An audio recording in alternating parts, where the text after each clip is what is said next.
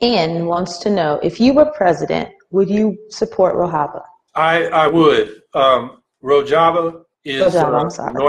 northeast section of Syria, which is predominantly Kurd, but it's multi-ethnic. And they have a movement there, somewhat similar to the Zapatistas in southern Mexico. It's based on assemblies of the people and their federation from that level up. They have organized a self-administration, autonomous, what do they call it now? They keep changing the name. But it's a self-governing zone based on grassroots democracy, what we call grassroots democracy in the Greens. And the leading party, the Democratic Union Party, that has set this up among the Kurds and the other groups is anti-sectarian. They're not for one religion or another. They're anti-nationalists. They're not there to create nation states. They are feminists. They require all their governing bodies to be co-chaired by a man and a woman. They are anti-racist. They ensure that ethnic minorities, the Kurds are a minority within all of Syria, but in that region they're the majority, but they ensure that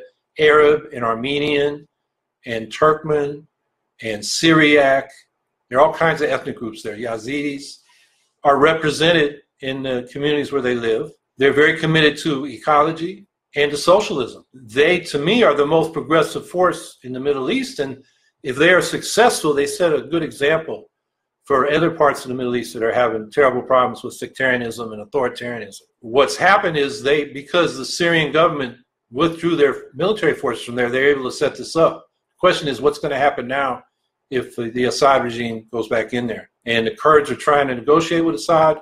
There are negotiations going on between Iran, Turkey, Russia, and Syria about the future of Syria. The Kurds haven't been invited, and the Americans have been AWOL. They just got troops down in the oil fields. And they were working with the Kurds against ISIS, but as you probably know, Trump just, because Erdogan asked him to, moved them out so Erdogan could invade, and Erdogan from Turkey.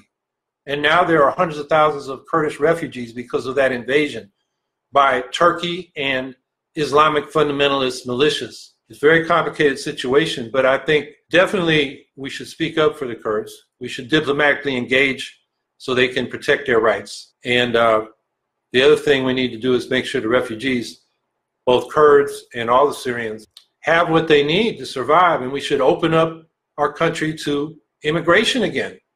A lot of these people don't think they can go back to Syria. I have met with Kurdish exiles from Rojava, from Kobani, which the ISIS almost took over.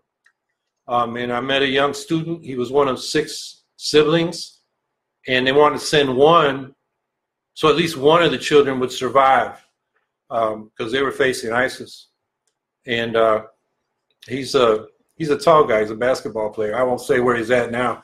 He was concerned about both Syrian and Turkish Secret Service if he spoke out. So it's a difficult situation over there. But Rojava, to me, is something that we should support. Certainly give it political solidarity. And so, yeah, I would diplomatically support the rights of not the national rights, but the cultural rights and political rights of the Kurds.